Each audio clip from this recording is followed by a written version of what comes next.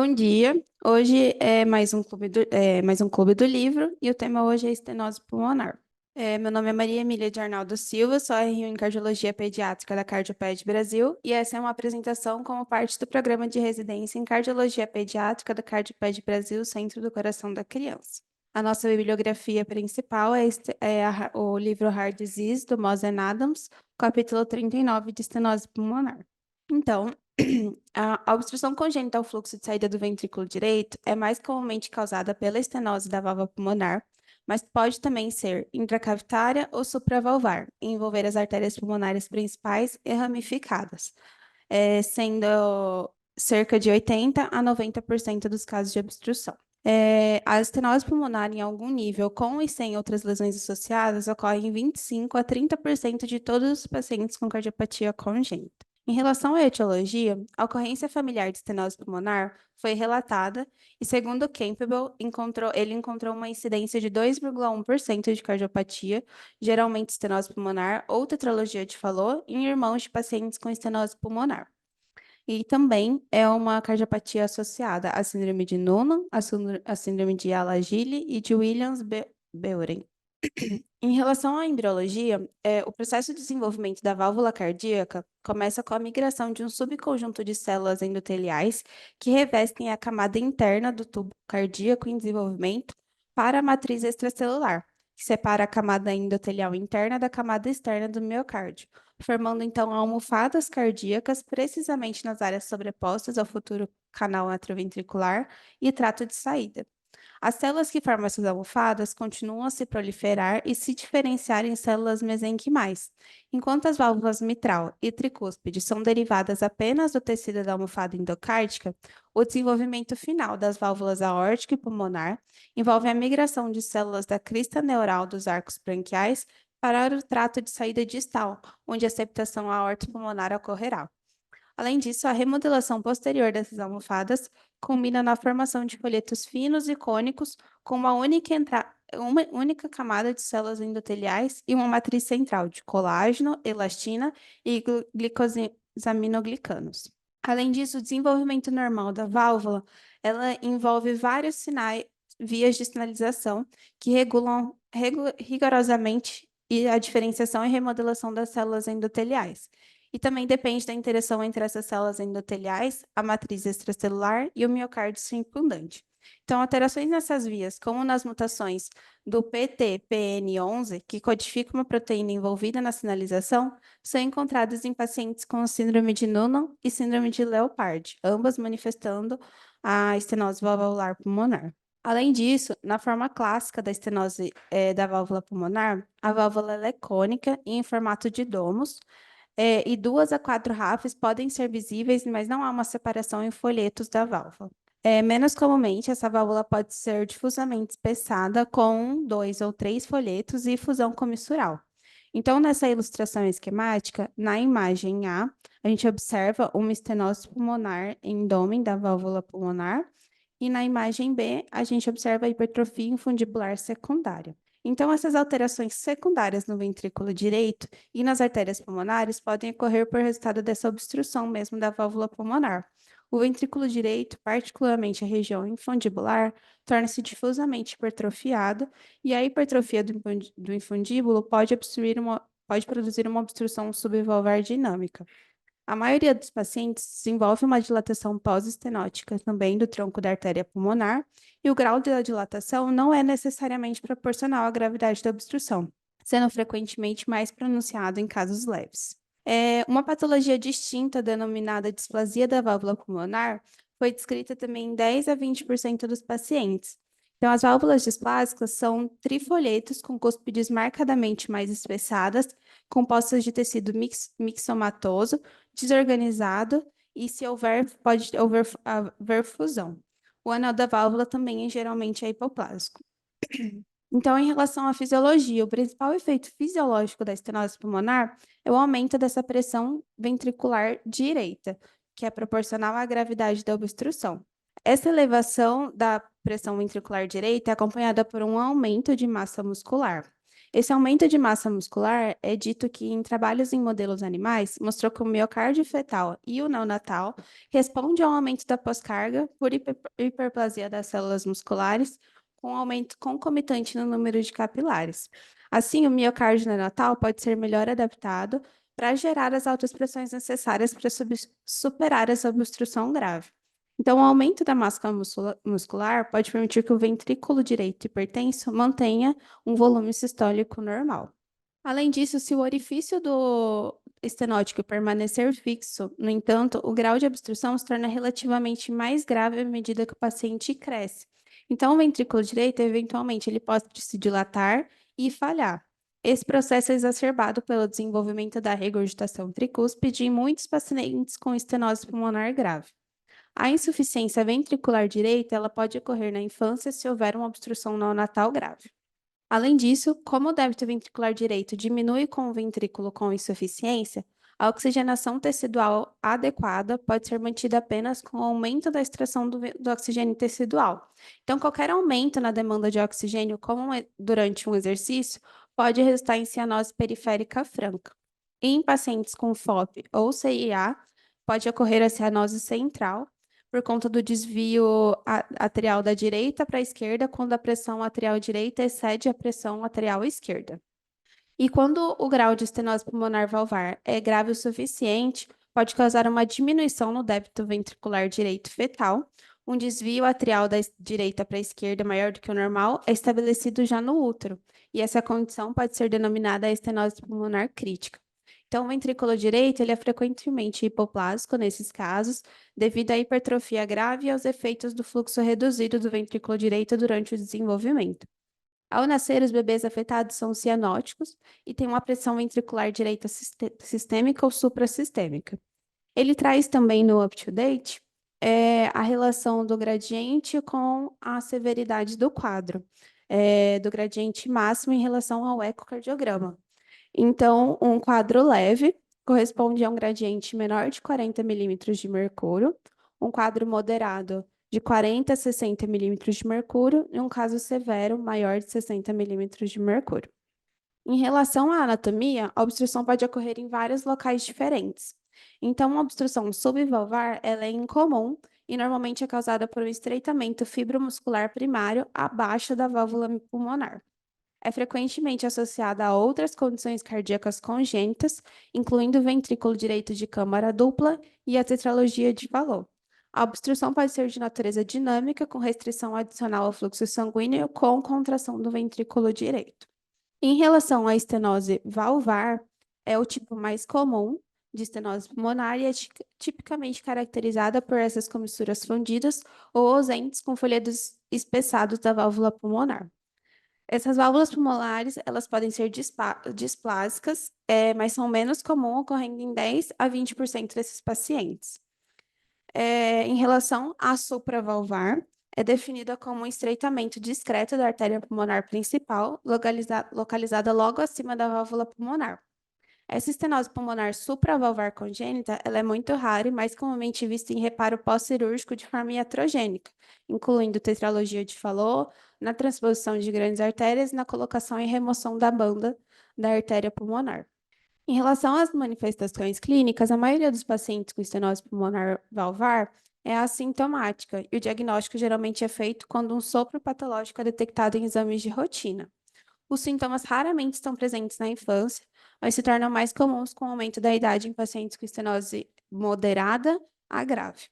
Os sintomas iniciais geralmente consistem em dispneia de esforço e fadiga devido à incapacidade do ventrículo direito de aumentar seu débito em resposta ao esforço. A cianose pode ser observada em pacientes com CIA e, ocasionalmente, pacientes com estenose moderada a grave podem sentir dor no peito, síncope e até morte súbita com exercícios extenuantes. Então, acredita-se que a diminuição da perfusão miocárdica causada por débito cardíaco inadequado ao exercício pode levar à isquemia e arritmias ventriculares, que seriam um mecanismo para esses eventos. Em relação ao escuta cardíaco, o primeiro som cardíaco é normal e em pacientes com estenose leve ou moderada. É seguido por um clique de ejeção pulmonar, nesses casos leves. Quanto mais grave a estenose, mais cedo na sístole ocorre o clique. como a gente pode observar aqui na imagem, até que ele se funde com o primeiro som cardíaco e se torna inaudível. A intensidade do clique varia com a respiração, diminuindo durante a inspiração e aumentando durante a expiração. O sopro sistólico da estenose pulmonar valvar, ele é de ejeção em qualidade e máximo na borda external superior esquerda. Pode irradiar-se por todo o precórdio do pescoço, mas caracteristicamente é ouvido nas costas. Em geral, a intensidade do sopro aumenta com a gravidade da obstrução. Em relação ao eletrocardiograma, cerca de 40 a 50% dos pacientes com estenose leve têm um eletrocardiograma normal. Já em pacientes com a doença moderada ou grave, há quase sempre um desvio do eixo para a direita e achados de hipertrofia do ventrículo direito, com ondas R maiores nas derivações torácicas direita. Em proporção à gravidade da obstrução do trato de via de saída do ventrículo direito, também pode ocorrer um atraso na condução do ventrículo, e em bebês com mais de 24 horas de vida pode apresentar ondas T invertidas. Em relação à radiografia de tórax, também varia dependendo da gravidade da obstrução. Então, a radiografia de tórax em pacientes com estenose pulmonar pode ter uma silhueta cardíaca um pouco aumentada, mais comum em casos graves, e também pode apresentar essa dilatação da artéria pulmonar principal, que é a dilatação pós-estenótica. Em relação ao ecocardiograma, ele é o teste de escolha para o diagnóstico da estenose pulmonar valvular, pois fornece uma excelente visualização da anatomia do anel, fácil localização da estenose e avaliação do tamanho e função do ventrículo direito. Então, aqui nessa imagem, a gente pode observar o ventrículo direito, uma válvula mais espessada e abertura em domos, e uma dilatação pós-estenótica. E aqui no Doppler, a imagem em mosaico, que mostra esse turbilhonamento do fluxo quando passa pela estenose. E aqui a gente vê também a onda contínua, que avalia a gravidade da estenose pela estimativa do gradiente de pressão sobre a válvula pulmonar, com base na conversão da velocidade de pico do fluxo, usando a equação simplificada de Bernoulli. Entretanto, o gradiente instantâneo máximo medido pelo eco pode superestimar o gradiente do catéter em 20 a 30 milímetros de mercúrio, enquanto o gradiente médio pode ser uma subestimação do gradiente pico a pico obtido pelo cateterismo. Outras modalidades de imagens que não são muito usadas é a angiotomografia, a ressonância cardíaca e o cateterismo apenas em caso de dúvida de diagnóstico. Em relação ao manejo, devem ser feitas algumas considerações importantes. Então, se há uma estenose pulmonar crítica no neonato, requer uma intervenção urgente. Em pacientes estáveis, a escolha entre intervenção ou tratamento conservador é baseada na gravidade dessa estenose e também em relação à questão cirúrgica ou percutânea. Então, a intervenção indicada normalmente, a primeira opção, é a valvuloplastia pulmonar com balão. No entanto, a correção cirúrgica pode ser necessária em alguns casos, como a estenose pulmonar supravalvar e subvalvar, bem como em alguns pacientes com válvulas pulmonares displásicas e um anel hipoplásico ou hipoplasia de artéria pulmonar principal. Então, em relação à estenose pulmonar crítica, é uma condição de risco de vida no neonato devido ao fluxo pulmonar anterógrado inadequado através do trato de via de saída do ventrículo direito. A sobrevivência depende da manutenção da permeabilidade do ducto arterioso pela administração da prostaglandina, ou alprostadil, fornecendo assim um fluxo sanguíneo pulmonar adequado. Uma vez que o neonato esteja clinicamente estável, a intervenção definitiva deve ser realizada. Então, a valvuloplastia pulmonar por balão no cateterismo é o procedimento de escolha, pois é tão eficaz quanto a correção cirúrgica e é menos invasiva. No entanto, pode ser necessária uma intervenção cirúrgica urgente se a valvuloplastia falhar, como, por exemplo, uma necessidade de um Blaylock. A terapia com prostaglandina, ela pode ser descontinuada após a dilatação. No entanto, os bebês podem permanecer cianóticos ao longo de semanas, com desvio residual da direita para a esquerda, através de um FOP, devido à não conformidade persistente do VD. Isso geralmente se resolve com o tempo, mas em alguns casos pode ser necessário o fluxo sanguíneo pulmonar adicional, com essa derivação da artéria aórtica para a artéria pulmonar. Em relação ao manejo de pacientes estáveis, depende da gravidade do gradiente das estenoses valvares. Então, em pacientes com gradiente severo, que seria maior de 60 milímetros de mercúrio, Normalmente, se opta pela intervenção por cateterismo e por cirurgias apenas nos casos já ditos de válvulas pulmonares displásicas ou um anel hipoplásico ou uma artéria pulmonar principal hipoplásica. Em pacientes com gradiente moderado de 40 a 60 milímetros de mercúrio, eles correm o risco de desenvolver uma estenose pulmonar mais grave ou se tornarem sintomáticos mais tarde na vida devido a essa disfunção do ventrículo direito. Então, esse paciente ele é monitorizado anualmente e devido à excelente taxa de sucesso e ao risco mínimo da valvuloplastia, e devido às consequências a longo prazo de lesões não reparadas, é sugerido que os pacientes com um gradiente próximo a 60 seja feita a valvuloplastia também. Além disso, a valvuloplastia é indicada para pacientes que desenvolvem sintomas, como, por exemplo, pacientes em idade escolar que se tornam intolerantes ao exercício. Pacientes com gradiente menor que 40, que é considerado leve, normalmente eles passam a vida sem necessidade de intervenção, mas eles precisam ser monitorizados durante toda a vida. Então, a valvuloplastia pulmonar por balão, como visto aqui nessa imagem, ele mostra o balão, a cintura do balão, onde tem a estenose, e aí o balão, na segunda imagem, na imagem B, mostra já o balão inflado, corrigindo essa estenose. Então, na valvuloplastia pulmonar por balão, um balão ele tem que ser inflado de 120 a 140% do tamanho do anel da válvula pulmonar e é usado para dilatar a válvula pulmonar, sendo mais comum o desenvolvimento de algum grau de insuficiência. Valvuloplastia pulmonar por balão não é uma intervenção eficaz em casos de estenose pulmonar supravalvar, devido à proximidade da área estenótica à válvula pulmonar. Da mesma forma, a valvuloplastia não é eficaz em pacientes com estenose subvalvar. Nesses casos, o reparo cirúrgico é necessário. Então, aqui a gente traz também a questão das ondas de pressão observadas no cateterismo. Então, essa é de um paciente de 4 anos com um diagnóstico de uma estenose pulmonar valvar acentuada. Então, na imagem A, a gente observa um gradiente pulmonar de 85 milímetros de mercúrio, considerado severo, e após a valvoplastia é feita a manometria, que observa uma diminuição do gradiente valvar para 15 milímetros de mercúrio, e aparecimento de um gradiente infundibular. Mas existem algumas complicações da valvuloplastia, que pode ocorrer a perfuração da válvula pulmonar ou do ventrículo direito com uso de balão superdimensionado, a lesão da válvula tricúspide resultando na regurgitação e a oclusão da veia femoral, que é a principal via de acesso da valvuloplastia, mas é mais visto comumente em bebês pequenos. Em relação às indicações cirúrgicas, eles trazem que precisa ser feita correção cirúrgica nas estenoses supra ou subvalvar e, na maioria dos casos, nas válvulas displásicas, com anel hipoplásico e hipoplasia da artéria pulmonar principal. Então, ele descreve que existem 5 opções técnicas para o tratamento dessas lesões pulmonares. Então, o Bleloctal sem modificado, normalmente ele é usado nas estenoses críticas, pulmonares críticas do RN. Então, a veia nominado tronco braquicefálico e artéria pulmonar direita, eles são facilmente isolados e implanta-se um tubo de PTFE, varia de 3 a 4 milímetros, dependendo do peso do paciente, entre a artéria subclávia e o tronco da pulmonar.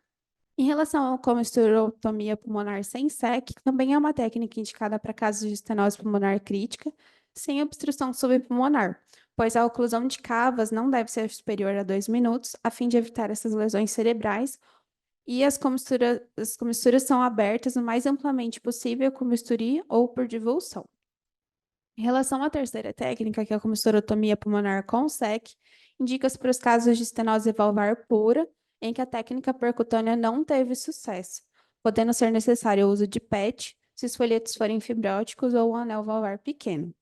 A abordagem da válvula é por meio de arteriotomia longitudinal e as RAFs indicam um ponto de fusão comistural que deve ser amplamente aberto. Caso surjam folhetos muito amplos ou redundantes, devem ser ajustados para que haja a melhor coaptação possível, evitando assim a estenose residual ou insuficiência.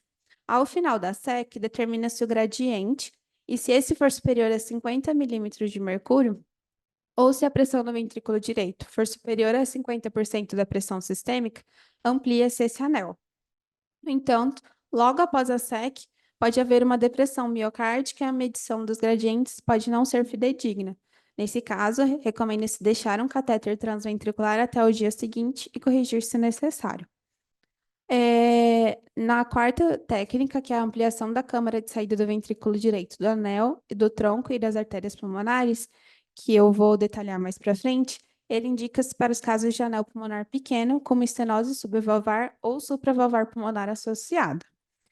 Em relação à quinta técnica, que é a prótese biológica heteróloga e homem-enxerto pulmonar, é para os pacientes com anel pequeno e os que apresentam na cirurgia folhetos muito displásicos, que necessitam de PETs consideráveis para evitar gradiente, podem evoluir com essa regurgitação pulmonar. Quando a regurgitação é grave, ele provoca uma sobrecarga diastólica do ventrículo direito, considerada deletéria para o miocárdio ventricular direito, aumentando o número de fibras colágenas, a perda de miócitos por isquemia e a disfunção da válvula atrioventricular direita.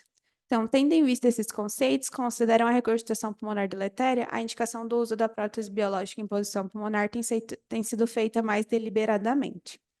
Então, aqui é a técnica da comissurotomia sem SEC, que ele faz essa divulsão da válvula pulmonar, e aqui é a ampliação.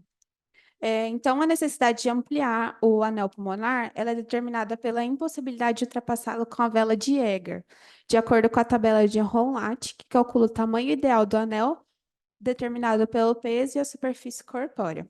Então, a presença de estenose pulmonar subvalvar também se corrige ao mesmo tempo, estendendo-se a incisão para a parte alta do ventrículo direito, ocasião em que o músculo hipertrofiado e obstrutivo é ressecado.